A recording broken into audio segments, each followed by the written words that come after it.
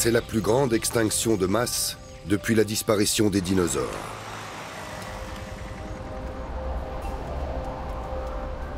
Chaque année, une multitude d'espèces sont rayées de la carte. À jamais? Nous devons plonger dans le passé et ramener les espèces vraiment importantes. Les chercheurs misent sur des technologies de pointe. Les rhinocéros ont besoin de notre aide. Et je peux les aider. Objectif? Ressusciter des espèces éteintes grâce à leur ADN. Qui finance ces projets et dans quel but? Cet argent ne devrait-il pas plutôt être employé d'urgence ailleurs? Dans les laboratoires du monde entier, la recherche avance à grands pas. Nous espérons que d'ici à 2028, notre premier bébé mammouth verra le jour. On ouvre la boîte de Pandore sans savoir exactement ce qui en sortira.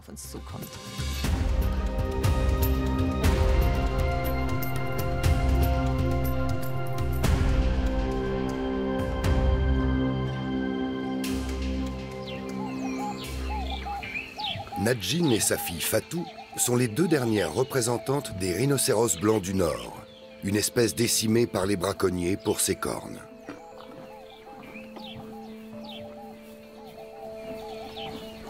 Dans leur réserve au Kenya, les femelles sont surveillées 24 heures sur 24. Elles sont apparentées aux rhinocéros blancs du Sud, qui eux vivent encore à l'état sauvage, mais dont elles se distinguent par le comportement et par le génome.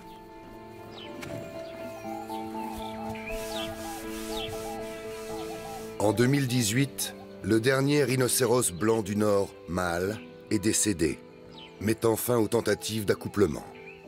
Quand Nadjin et Fatou mourront, c'est toute une espèce qui s'éteindra, fatalement.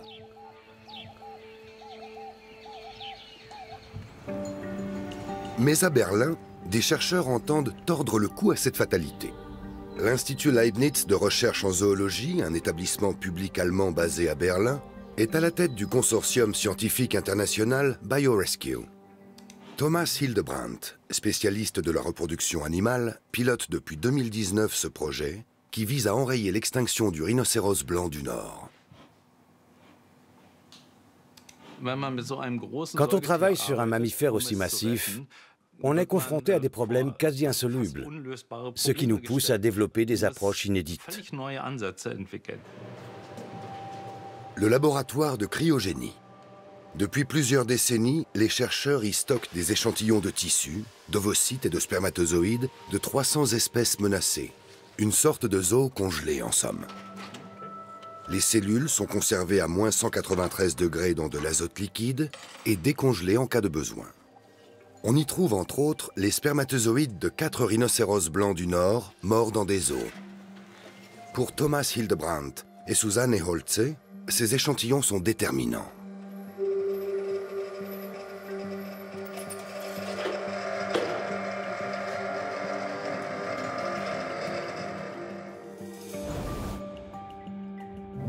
Des ovocytes seront prélevés sur Fatou et Nadjin, puis fécondés in vitro en laboratoire avec les spermatozoïdes des rhinocéros mâles décédés.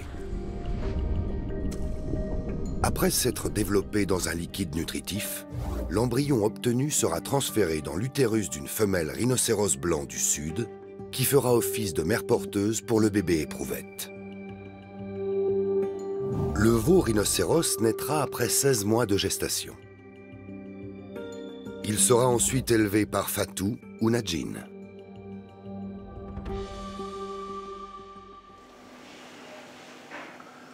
Ces animaux sauvages sont aussi rares que précieux.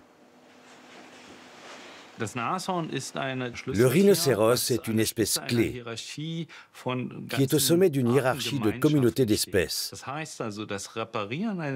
Réparer un écosystème par la réintégration d'une espèce animale clé est essentiel pour restaurer notre planète dans son intégrité.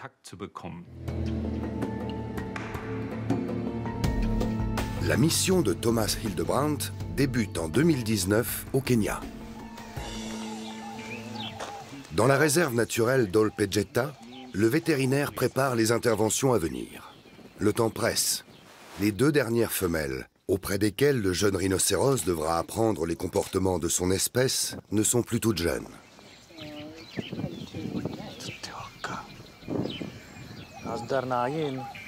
L'une comme l'autre ne peuvent plus porter de petits. Fatou souffre de kystes ovariens et d'inflammation de l'utérus. Nadjin, la mère de 11 ans, son aînée, a les pattes arrière abîmées. Mais toutes deux produisent encore des ovocytes sains. Je vois que vous vous êtes donné du mal pour la maintenir en bonne santé.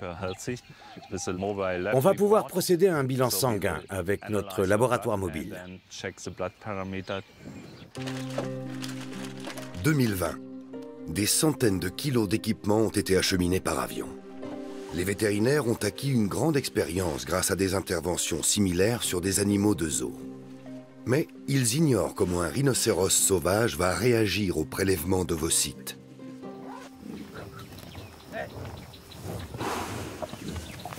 Tranquillisés par la voix familière de leur soigneur, les deux colosses se laissent mener sans broncher vers l'enclos. L'opération ne se déroulera pas dans un bloc, mais ici, en plein air.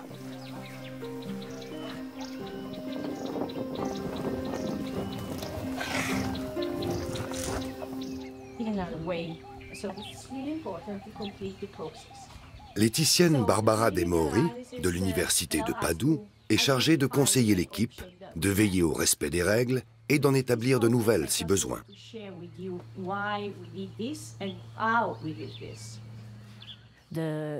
L'aspect fondamental dans l'évaluation éthique de ce projet, c'est que nous travaillons main dans la main avec les scientifiques pour élaborer un modèle en matière de protection de la nature et de conservation animale.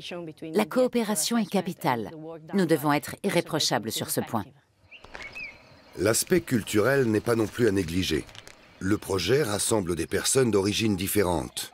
Établir des liens de confiance est fondamental. Aujourd'hui, nous allons faire un point éthique afin de poursuivre notre réflexion sur le bien-être des animaux. Le but, c'est d'échanger avec l'équipe locale pour que tout le monde soit sur la même longueur d'onde lors de l'intervention.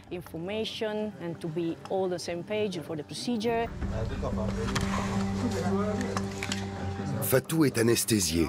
Son rythme cardiaque et sa respiration sont placés sous étroite surveillance. L'intervention n'est pas sans risque pour l'animal. L'appareil génital d'un rhinocéros femelle est un vrai labyrinthe.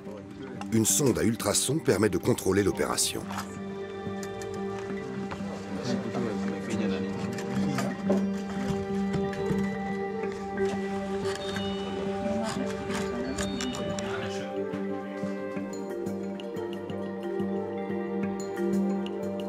Les échantillons sont sains. Et la femelle rhinocéros se rétablit rapidement et sans encombre. Ces ovocytes s'envolent pour un long voyage vers l'Europe. Direction, un laboratoire spécialisé en Italie.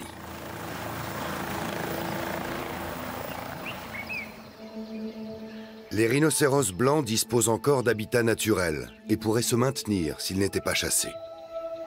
Selon plusieurs études, les espèces disparaissent 100 à 1000 fois plus vite qu'elles ne le faisaient avant que les humains peuplent la planète. Par 5 fois dans le passé, des extinctions de masse ont bouleversé la vie sur Terre. Il y a environ 450 millions d'années, le niveau de la mer a baissé et un froid glacial s'est installé, entraînant l'anéantissement de 85% des espèces avant le retour d'une nouvelle biodiversité. Puis s'est produite une intense activité volcanique ainsi qu'une diminution du taux d'oxygène dans les océans. Ce phénomène a décimé la quasi-totalité des espèces. Ce sont à nouveau des masses de lave ainsi que des incendies et de grandes quantités de gaz à effet de serre qui sont à l'origine de la 3e extinction de masse. L'impact d'un astéroïde a provoqué la catastrophe suivante. Et il y a plus de 60 millions d'années, une météorite s'est écrasée sur Terre, entraînant des séismes et des tsunamis. Le ciel s'est assombri et un grand froid s'est abattu sur la planète. C'est lors de ce 5e événement que les dinosaures, parmi tant d'autres, ont disparu. Peut-on faire revivre les dinosaures comme dans Jurassic Park? Probablement pas, tant leur ADN s'est dégradé au fil du temps. Les derniers mammouths, en revanche, ne sont morts que depuis 4000 ans environ. Existe-t-il une chance de redonner vie à cette espèce sans cellules congelées?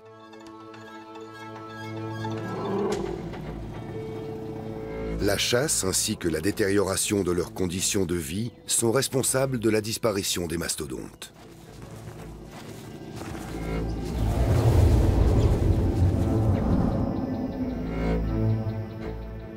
Ne subsistent que des restes exhumés des glaces de Russie et d'Alaska. Et la fascination des humains.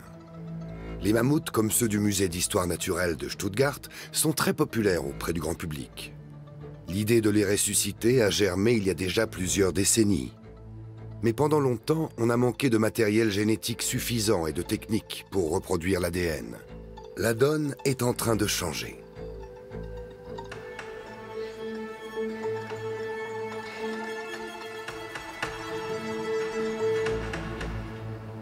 La fonte du permafrost en Sibérie libère régulièrement des spécimens bien conservés.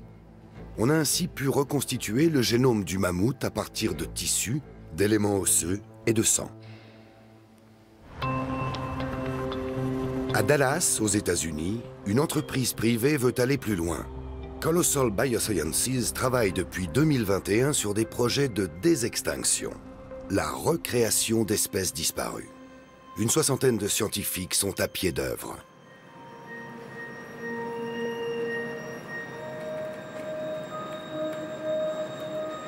L'entreprise a déjà levé 225 millions de dollars et compte parmi ses investisseurs une société financée par la CIA. Sur son site internet, Colossal déclare qu'elle se sent le devoir de régénérer la Terre. Elle entend révolutionner l'histoire et être la première entreprise à utiliser avec succès les nouvelles technologies génétiques pour ressusciter des espèces disparues. Derrière ce projet, deux hommes, le scientifique George Church et l'entrepreneur Ben Lamb. C'est un moyen de ramener à la vie des espèces emblématiques dont l'extinction est d'origine humaine et d'effacer ainsi les péchés du passé. Nous les réintroduirons dans leur milieu en collaboration avec les populations locales, les propriétaires fonciers privés et les gouvernements. L'idée étant de les aider à restaurer les écosystèmes. Et dans cet esprit, nous voulons développer des technologies au service de la conservation de la nature. Les mammouths représentent le projet phare de Colossal. Leurs plus proches parents sont les éléphants d'Asie, dont les effectifs déclinent à mesure que leurs habitats disparaissent. L'idée ? Permettre à cette espèce d'occuper de nouveaux territoires dans des régions plus froides grâce à l'ADN des mammouths. La seule raison pour laquelle nous nous intéressons à l'ADN ancien est que les mammouths étaient extrêmement résistants au froid. Ils pouvaient vivre pendant des mois par moins 40 degrés. C'est un atout précieux que nous voulons exploiter. Le génome de l'éléphant d'Asie correspond à 99,6% à celui du mammouth. Les avancées technologiques doivent permettre de combler les 0,4% restants. Tout commence avec l'ovule fécondé d'une éléphante d'Asie. L'idée est d'utiliser la technologie des ciseaux génétiques CRISPR pour couper certaines séquences d'ADN de l'éléphant et insérer à la place des séquences de l'ADN reconstitué du mammouth. Ces gènes doteraient le mammouth éprouvette d'un poil laineux et d'une épaisse couche de graisse. Stimulé électriquement, l'ovule se développe en embryon, puis est transféré dans l'utérus d'une mère porteuse éléphante. À la naissance, le petit pachyderme aura la résistance au froid d'un mammouth laineux, et probablement aussi l'apparence. Seulement voilà, la gestation chez les mammouths et les éléphants dure 22 mois. La fabrication de ces hybrides prendrait beaucoup trop de temps et nécessiterait énormément de mères porteuses.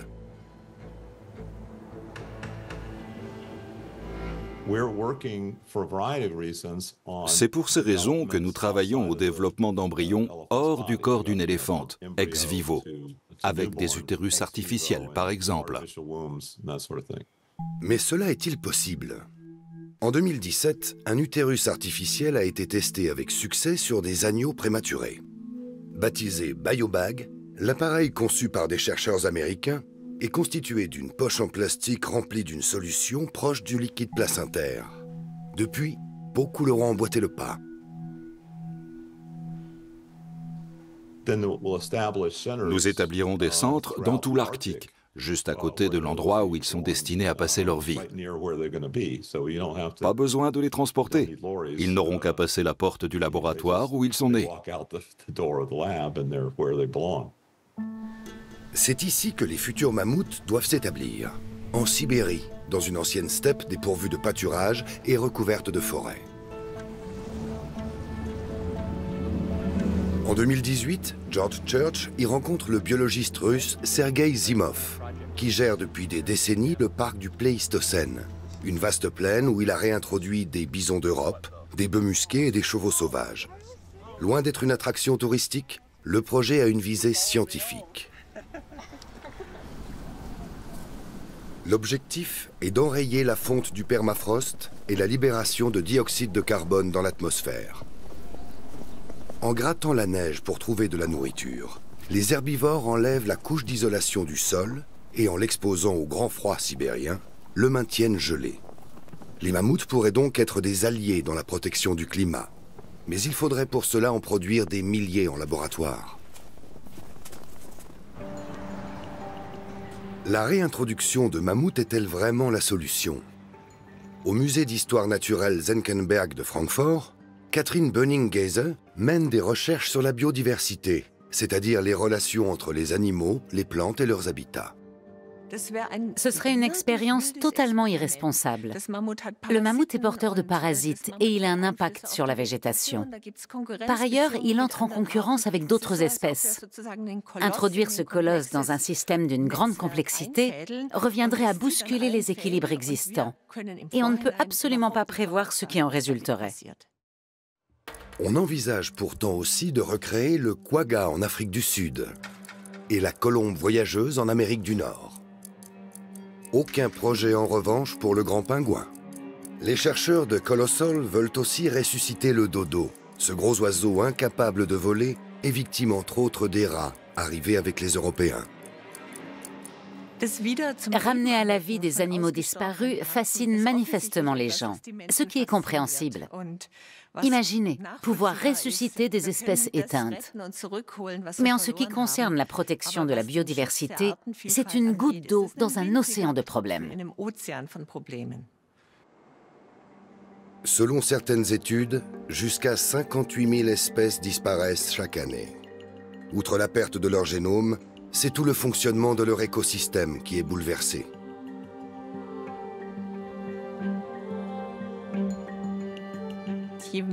Plus les espèces sont nombreuses, plus les écosystèmes sont robustes et stables. À chaque fois que nous perdons une espèce, nous affaiblissons cette biodiversité, ce qui crée de l'insécurité. Et toutes les fonctions naturelles de l'écosystème deviennent de plus en plus difficiles à produire. Le désir de ressusciter des espèces disparues et de les réintroduire dans la nature remonte à une centaine d'années. Dans les années 1920, une expérience d'élevage a été lancée que Margret Bunzeldrücke poursuit aujourd'hui en Westphalie orientale. Un troupeau de bovins rustiques vit ici, entouré de clôtures électriques. Malgré leur taille, ces animaux ne sont pas faciles à trouver sur ce terrain de plus de 300 hectares. Ils vivent à l'état semi-sauvage, cachés entre la forêt et les broussailles. Ah, c'est par là qu'ils sont sortis. Ils sont censés être la copie plus ou moins conforme de leurs ancêtres, l'auroch, dont descendent tous les bovins domestiques. Victime de la chasse, la forme sauvage de cette espèce s'est éteinte au XVIIe siècle. Après la Première Guerre mondiale, les frères Heck, tous les deux zoologistes, ont croisé différentes races domestiques rustiques pour obtenir un animal proche de l'auroch primitif. Aujourd'hui, des biologistes poursuivent au sein d'une association l'élevage de l'auroch de Heck. Il faut faire attention à leurs cornes et ne passer au milieu du troupeau que lorsqu'ils sont de bonne humeur. En pâturant ce site naturel protégé, les animaux maintiennent des espaces ouverts et préservent une faune et une flore aussi foisonnantes que rares. Nous pensons que la forme suit la fonction. Si un bovin ressemble à un auroch, alors il peut vivre comme lui et avoir un impact sur le paysage comme lui. C'est tout le sens de notre démarche. Bien loin des laboratoires et des éprouvettes des chercheurs, le travail de sélection et de croisement s'inscrit dans le long terme. C'est l'une des célèbres peintures rupestres de la grotte de Lascaux. Elle montre de manière très réaliste un auroch primitif. On distingue parfaitement le cou et la forme des cornes. La première tentative pour produire un bovin ressemblant à l'auroch a abouti à ce qu'on appelle l'auroch de Heck. Mais il lui manquait certaines caractéristiques que possède par exemple le taureau de combat espagnol. Celui-ci est tout petit, mais ses proportions sont proches de celles de l'auroch. Et il possède comme lui des cornes incurvées vers l'avant. En ce qui concerne la taille, on peut prendre la Canina, la plus grande race bovine au monde, ou la Sayagesa, une race espagnole avec des pattes aussi longues que celles de l'auroch. En mélangeant toutes ces races, on peut espérer obtenir un bovin proche de l'auroch originel. La race Taurus est le résultat des dernières recherches en date. Lors de la sélection, les biologistes veillent à croiser des bovins au tempérament sociable. Les individus trop agressifs sont écartés du programme de reproduction. On ne peut pas reproduire l'auroch primitif. On ne pourra probablement jamais récupérer certaines de ses caractéristiques, parce qu'elles sont liées à la nature sauvage de l'espèce. C'est comme ça. Ce qui a disparu, a disparu. Les bovins sont condamnés à vivre en captivité. Les relâcher dans une région aussi densément peuplée serait trop risqué. Contrairement à l'Afrique, l'Europe n'offre plus guère de place pour les grands mammifères. Dans le nord de l'Italie, près de la ville de Crémone, le sauvetage des rhinocéros se poursuit. BioRescue, le consortium de recherche, y possède un laboratoire spécialisé dans la reproduction équine, Avantea. Des équipes chevronnées travaillent à produire in vitro les meilleurs chevaux possibles du point de vue génétique. Équidés et rhinocéros étant apparentés, le développement embryonnaire est similaire chez les deux espèces. C'est ici que les ovocytes prélevés sur les rhinocéros blancs du Nord sont fécondés. Mais avec les animaux sauvages, les chercheurs s'aventurent en terre inconnue. Il faut mettre au point des procédures spécifiques pour l'embryon de rhinocéros, ce qui nécessite une longue série de tests. Certains ovocytes ne supportent pas le fructose, d'autres le glucose. C'est ce qu'il faut commencer par établir. Ce sont de petits détails, mais qui ont des conséquences considérables. Le nombre d'ovocytes obtenus sur les deux femelles rhinocéros est faible comparé à celui prélevé habituellement sur des juments. Et tous ne survivent pas au transport et à la procédure. Avant d'être fécondés, ils doivent encore mûrir et sont placés en incubateur. L'ensemble des opérations est supervisé par la bioéthicienne Barbara De Mori, qui était déjà présente au Kenya. Les chercheurs ont établi avec elle un système d'évaluation. Il doit contribuer à identifier les risques et garantir la sécurité et la qualité sur le terrain comme en laboratoire.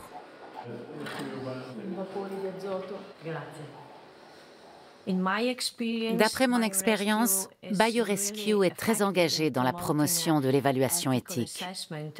Tout le monde a à cœur de sauver l'espèce de l'extinction. Nous devons donc déployer tous nos efforts pour mener ce projet à bien, et ce, de la meilleure façon possible.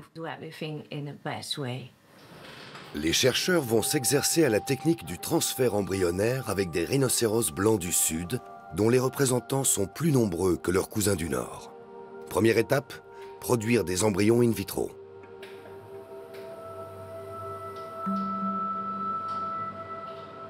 On injecte des spermatozoïdes congelés de mâles décédés dans les ovocytes.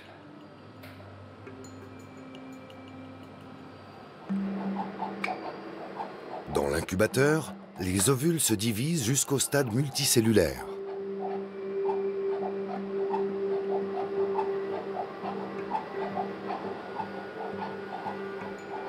Leur croissance est interrompue au bout de 8 jours.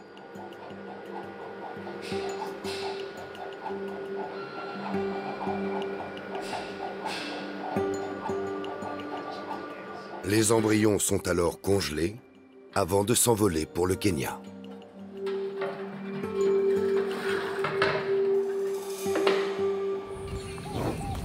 Dans la réserve d'Olpejeta, les embryons vont maintenant être transférés dans l'utérus des femelles rhinocéros blancs du Sud. Mais encore faut-il attendre le bon moment.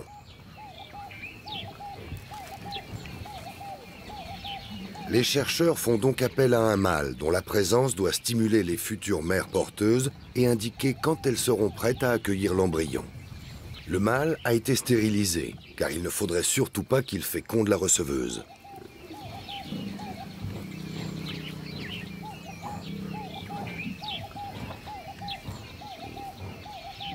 À compter de l'accouplement, les chercheurs ont 6 jours seulement pour implanter l'embryon conçu en laboratoire.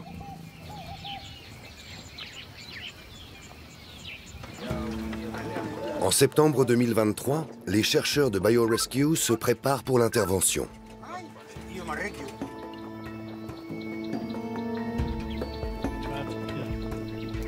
Le vétérinaire doit s'approcher assez près de la femelle receveuse, car la portée de son fusil anesthésiant est relativement courte.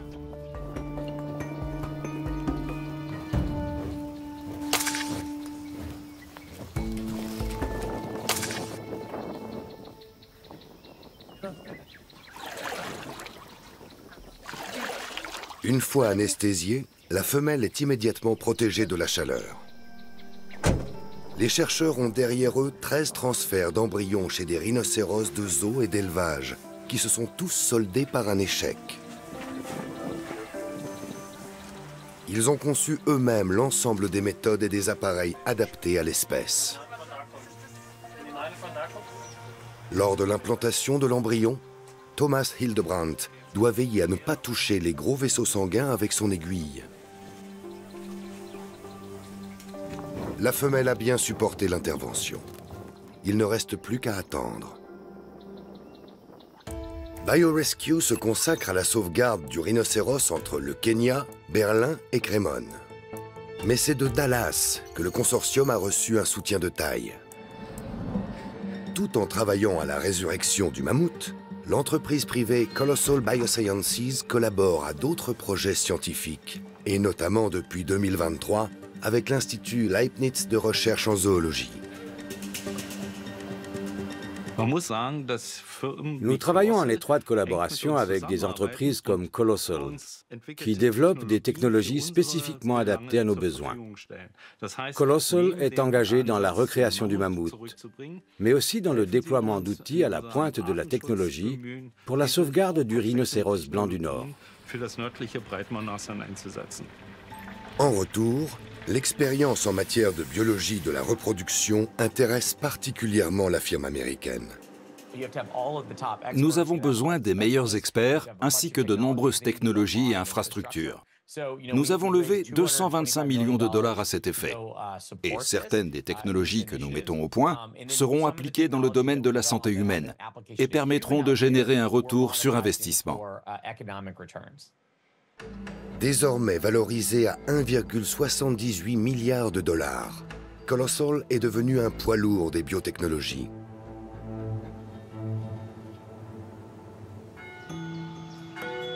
Dans la ville universitaire de Tübingen, en Allemagne, une biologiste questionne la recherche sur la résurrection d'espèces disparues. Éthicienne de l'environnement indépendante, Uta Heser conseille les pouvoirs publics et les universités. Faut-il consacrer autant d'argent à la résurrection du mammouth? La question de l'argent est toujours ambivalente. Faire des bénéfices n'est pas condamnable en soi. Encore faut-il savoir qui finance ces projets et dans quel but. Cet argent ne devrait-il pas plutôt être employé d'urgence ailleurs? Traditionnellement, les associations de protection de la nature concentrent leurs efforts sur la préservation d'espaces protégés et la conservation d'espèces existantes. Investir des sommes colossales dans la résurrection d'animaux disparus soulève des questions. Si on pense pouvoir ramener à la vie toutes les espèces éteintes, on risque de relâcher les efforts que l'on devrait faire pour préserver la biodiversité et réduire les investissements humains et financiers nécessaires. On pourrait être tenté de se dire « Ah, telle espèce a disparu, eh bien on n'a qu'à la ressusciter ».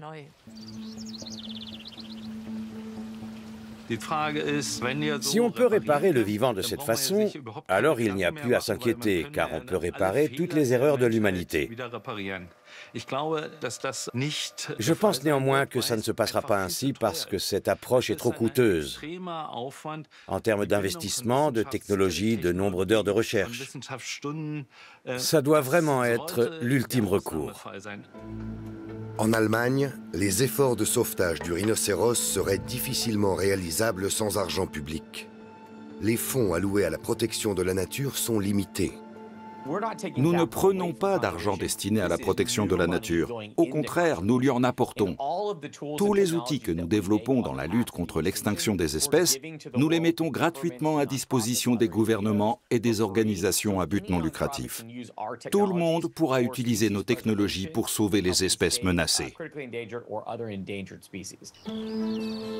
L'effort en vaut-il la peine? Quel est l'intérêt de réintroduire certaines espèces disparues?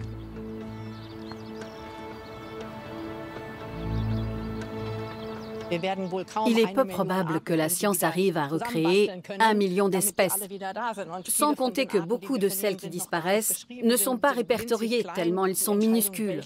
Et la décision de savoir quelles espèces recréer sera probablement prise en fonction de l'intérêt qu'elles suscitent auprès du grand public. Le rhinocéros n'est effectivement pas le seul sur la liste. Depuis 2023, l'américain Colossal soutient aussi des chercheurs en Australie. Là-bas, un animal au pelage tigré avec une tête ressemblante à celle d'un loup est au centre de l'attention. C'était jadis le plus grand marsupial carnivore du continent. Doté de puissantes mâchoires, il s'attaquait aux kangourous et aux lapins sauvages. Il s'agit du thylacine, également appelé tigre de Tasmanie. Ce film d'archives montre le dernier spécimen vivant, dans un zoo. Rapidement considéré comme un tueur de moutons par les colons européens, le thylacine a été chassé sans relâche. Le 7 septembre 1936, le dernier thylacine s'est éteint, et avec lui, son espèce. Les réserves du Musée national du Victoria à Melbourne abrite des animaux de zoo naturalisés qui intéressent particulièrement le conservateur Kevin Rowe. Le tigre de Tasmanie est un symbole de l'extinction des espèces en Australie. Notre pays détient le record mondial en ce qui concerne les mammifères, avec 30 espèces disparues depuis l'arrivée des colons européens. Le tigre de Tasmanie était un prédateur important. Or, les grands prédateurs sont essentiels pour assurer le bon fonctionnement de nos écosystèmes. Andrew Pask est généticien à l'université de Melbourne. Il est l'homme de la situation. Il veut faire revivre le thylacine. D'autres avant lui ont déjà travaillé sur ce projet. Mais contrairement à eux, le chercheur est soutenu par Colossal à hauteur de plusieurs millions de dollars et il dispose des dernières technologies en date. Lui et son équipe s'appuient sur la plus grande collection de thylacines au monde. Le musée de Melbourne conserve en effet pas moins de 32 spécimens naturalisés. Nous espérons trouver de l'ADN intact chez certains d'entre eux et réussir à séquencer leur génome complet. Cela nous fournira le plan de construction dont nous avons besoin pour recréer ces animaux. L'espoir vient d'embryons conservés dans de l'alcool. Sur les 13 spécimens existants dans le monde, 3 se trouvent à Melbourne. Andrew Pask prélève des échantillons sur ces spécimens.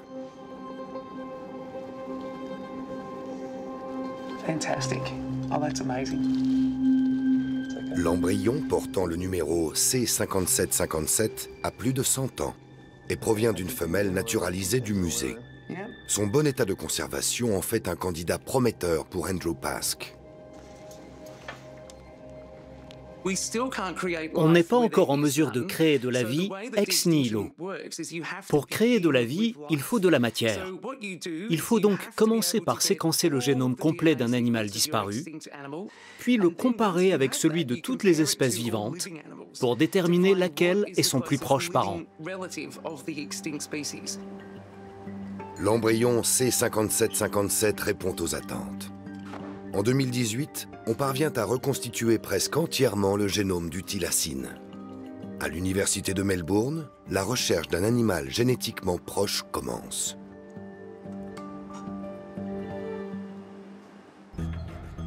À Berlin aussi, les chasseurs d'ADN sont actifs. À l'Institut de recherche en zoologie, on cherche à augmenter la diversité génétique des rhinocéros blancs du Nord à l'aide d'un crâne conservé dans un musée. Un examen dans un tomographe à résonance magnétique doit permettre de localiser l'endroit présentant la plus grande densité osseuse.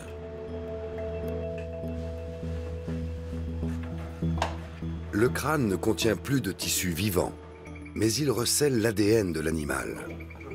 Thomas Hildebrandt est en quête de segments de gènes spécifiques.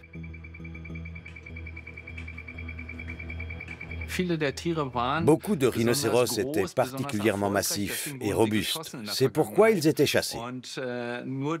Et seuls les plus chétifs sont restés. Les individus grands et forts possédaient des gènes particuliers pour se défendre contre les maladies. Leur extermination par la chasse a entraîné la disparition de ces gènes. Parvenir à les identifier et à les réintroduire dans les cultures embryonnaires permettra de produire une population en meilleure santé. C'est la région des oreilles qui intéresse finalement les chercheurs. Ils vont y prélever un échantillon d'os pour en extraire ensuite l'ADN. Maintenant, il faut trouver où percer.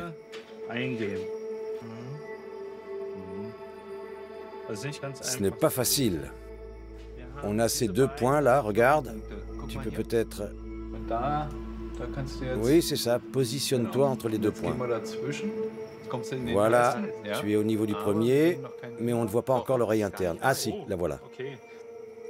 En effet, elle est localisée ici. Grâce à cette toute nouvelle technologie, les musées qui ont souvent contribué à l'extinction des animaux peuvent maintenant jouer un rôle majeur en contribuant à préserver la vie et à réparer les milieux naturels abîmés. En Australie aussi, la recherche avance. À l'université de Melbourne, on a fini par trouver le plus proche parent du thylacine, le dunar à pied étroit. Jusqu'à il y a 40 millions d'années, cette souris marsupiale avait des ancêtres communs avec le thylacine. La comparaison de son patrimoine génétique avec l'ADN reconstitué révèle une parenté étonnamment proche.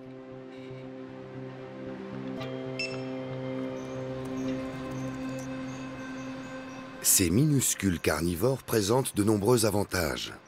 Ils sont relativement fréquents dans la nature et leur gestation est courte. Ils se reproduisent bien et sont faciles à élever.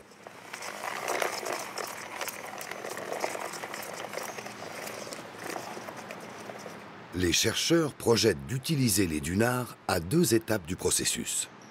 Ils veulent modifier leur ADN en y insérant des gènes de thylacine grâce à la technique des ciseaux génétiques, puis utiliser les femelles pour porter les embryons génétiquement modifiés. Il y a évidemment une différence de taille énorme entre un dunar à pied étroit et un tigre de Tasmanie. Mais ce qui est fantastique chez les marsupiaux, c'est qu'à la naissance, ils sont tous minuscules. Une femelle dunar peut donc porter sans problème un tigre de Tasmanie. Qu'il s'agisse du dunar à pied étroit, du koala ou du kangourou, les embryons des marsupiaux font à peu près la même taille. Ils sont à peine plus gros qu'un grain de riz. Tous ces animaux mettent au monde leur progéniture à un stade très précoce.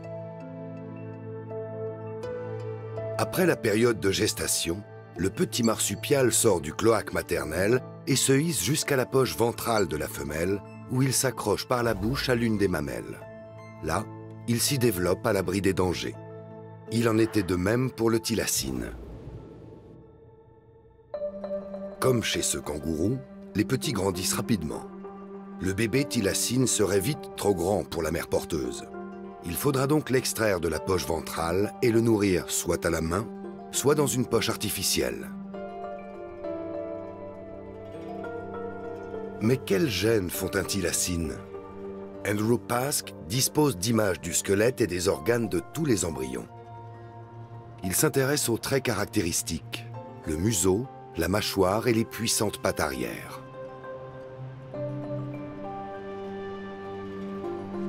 Chez des prédateurs comparables comme le dingo d'Australie, il a identifié des régions du génome associées à l'aptitude à chasser.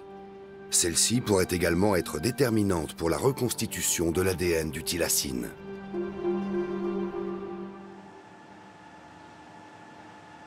Après avoir introduit des gènes de thylacine dans le génome des souris marsupiales, les chercheurs étudient leurs effets sur les embryons conçus in vitro, puis implantés dans des femelles. Même si de nombreuses questions restent en suspens, le développement embryonnaire est de mieux en mieux compris. Le premier thylacine devrait voir le jour d'ici une dizaine d'années.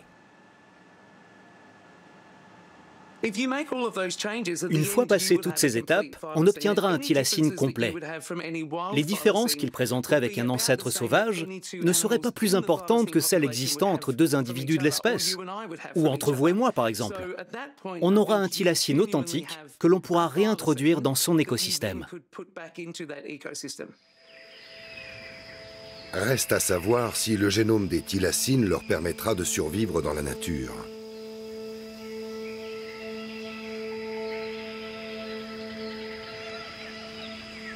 Et surtout, devrait-on vraiment réintroduire des espèces reconstituées? Jusqu'à présent, c'était Dieu qui décidait de qui pouvait vivre et qui devait mourir. Cette décision n'était pas du ressort des humains. Or, comme le pose la biopolitique, aujourd'hui, c'est nous les humains qui décidons qui peut vivre et qui doit mourir. En façonnant le paysage, nous nous prenons pour Dieu. En exterminant cet animal, nous nous sommes certainement aussi pris pour Dieu. Et aujourd'hui, nous essayons de réparer certaines erreurs commises par le passé. Il serait extrêmement arrogant de prétendre que nous ne faisons que jouer. Mais nous ne jouons pas, nous travaillons, nous sommes des ingénieurs.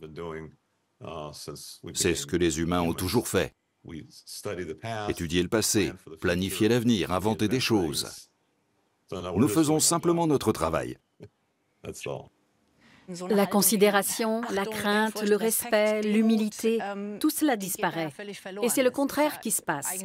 Il est en effet très orgueilleux de prétendre que nous pouvons faire nous-mêmes ce que la nature a créé, et d'oublier que nous faisons partie d'un tout et que nous n'avons peut-être pas autant le contrôle que nous le souhaiterions.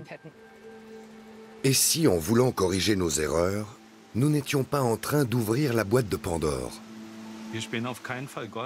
Nous ne nous prenons absolument pas pour Dieu. Nous ne créons rien de nouveau. Mais à partir de ce qui reste de ces animaux impressionnants dans les musées, dans les cryobanques et sous forme de cellules vivantes, nous reconstituons l'espèce. Pour obtenir des rhinocéros éprouvettes, Thomas Hildebrandt collabore également avec le centre Max Delbrück de Berlin. Ici, les chercheurs travaillent sur les cellules souches. Vera Tsivitsa cultive des cellules de peau de 12 rhinocéros blancs du Nord morts dans des os. Objectif : obtenir des ovocytes sains. Ces cellules ont été prélevées de leur vivant, puis conservées précieusement. À tout moment, elles peuvent être ramenées à un stade embryonnaire grâce à un cocktail de gènes. Ces cellules souches deviennent alors des cellules à tout faire, à partir desquelles on peut produire n'importe quel type de cellules.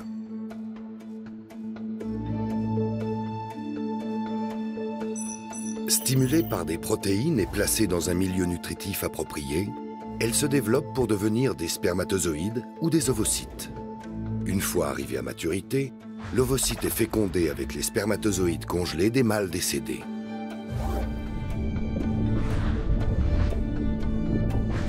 L'embryon qui en résulte peut alors être transféré dans l'utérus d'une femelle rhinocéros blanc du Sud, une espèce apparentée qui fera office de mère porteuse. L'avantage est que les ovocytes produits artificiellement permettront d'augmenter la diversité génétique de la future communauté de rhinocéros. Ainsi, les chercheurs ne dépendraient plus uniquement des gamètes des deux femelles étroitement apparentées. Ils doivent toutefois veiller à ce que les outils utilisés ne modifient pas le patrimoine génétique de l'espèce. Après avoir créé une cellule souche embryonnaire, j'effectue un contrôle qualité très complet pour m'assurer qu'elle ne contient rien d'indésirable. Car le but de mon travail est d'obtenir un rhinocéros sain et non pas une créature génétiquement modifiée. Jusqu'à présent, les chercheurs n'ont réussi à produire que des cellules précurseurs, qui ne mûrissent que lorsqu'elles sont entourées de tissus ovariens. Or, il n'est pas possible d'en obtenir à partir des rhinocéros vivants ou des spécimens décédés, d'où la nécessité de cultiver in vitro ce précieux cocon.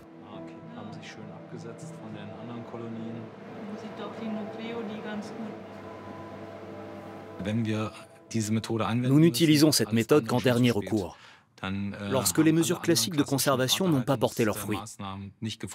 Nous ne cherchons pas à imposer cette méthode, c'est seulement qu'elle offre une dernière chance de sauver l'espèce. Et nous pensons que c'est un modèle pour d'autres espèces en danger critique d'extinction.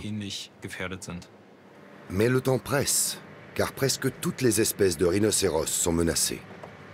Dans son laboratoire de recherche sur les cellules souches, Sebastian Dicke a automatisé les processus afin de réaliser plus rapidement les percées attendues.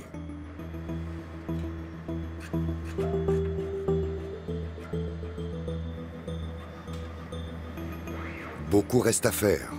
Les scientifiques cherchent à optimiser la température, le traitement et le milieu de culture pour obtenir les meilleurs ovocytes possibles.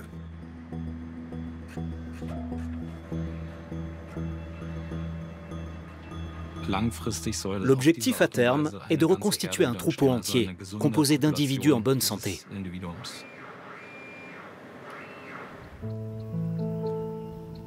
Au Kenya, tout se passe bien. L'embryon transféré 2 mois plus tôt dans l'utérus d'une femelle rhinocéros blanc du Sud poursuit sa croissance.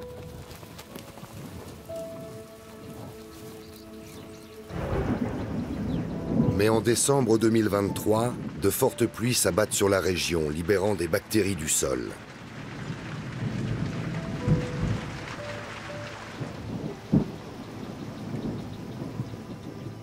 Victime d'une infection bactérienne, la mère porteuse décède et l'embryon avec elle.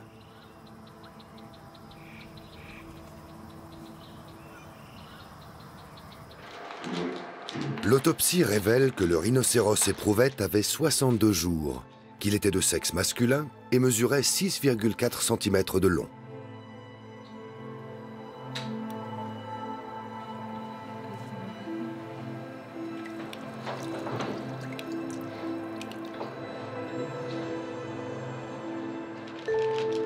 Les prélèvements de tissus et les échographies confirment qu'il était en parfaite santé.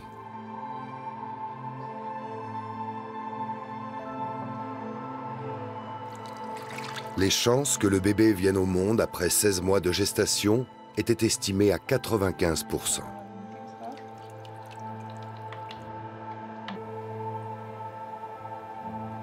J'éprouvais des sentiments partagés.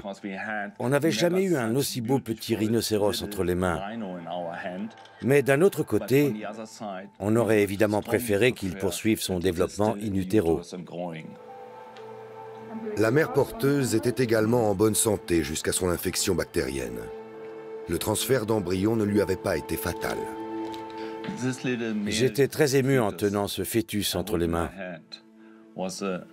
Mais ça représente néanmoins une avancée scientifique majeure.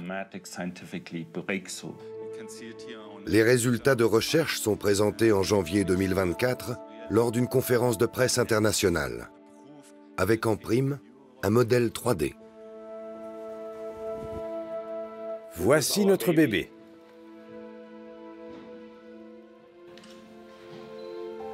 Il s'appelle numéro 1. À présent, l'équipe veut transférer dans l'utérus d'une mère porteuse un embryon de rhinocéros blanc du Nord. C'est une étape majeure qui nous permettra de produire des rhinocéros blancs du Nord d'ici 2 ans et demi environ. Le succès de l'équipe internationale de BioRescue fait office de référence. Des scientifiques du monde entier mettent leurs compétences au service de la protection des espèces. Tous les outils nécessaires pour ramener à la vie une espèce disparue existent. Il n'y a rien de magique là-dedans. Nul besoin de développer de nouvelles technologies pour que cela devienne réalité. Avec des biotechnologies à la pointe de l'innovation et beaucoup d'argent, tout semble possible. De nombreuses espèces disparues pourraient parfaitement s'adapter au monde moderne. Il faut juste se montrer prudent pour ne pas créer d'espèces invasives. La recréation d'espèces disparues continue néanmoins de faire débat. 1 million d'espèces sont menacées d'extinction. Et on sait très bien ce qu'il faudrait faire pour les sauver. Le déploiement de solutions technologiques part d'une bonne intention et a de quoi fasciner. Mais ce n'est pas la clé du problème. Le recours aux biotechnologies pour sauver la nature est controversé. Cela ne contribue en rien à la protection de la nature. Au lieu de chercher à recréer des espèces disparues, mieux vaudrait s'attaquer aux facteurs de dégradation de la nature. Préserver la nature d'un côté ou redonner vie à des espèces éteintes de l'autre. Et si les deux approches étaient complémentaires? Nous voulons réparer les dégâts causés dans le passé, dans l'espoir que nous n'ayons plus à devoir le faire à l'avenir. Même si les biotechnologies parviennent à donner naissance à des rhinocéros blancs du Nord, encore faudra-t-il leur garantir des habitats préservés. Quant à la réintégration d'espèces éteintes, le débat ne commencera vraiment que lorsque les premiers mammouths et les premiers thylacines seront effectivement sortis des éprouvettes des laboratoires.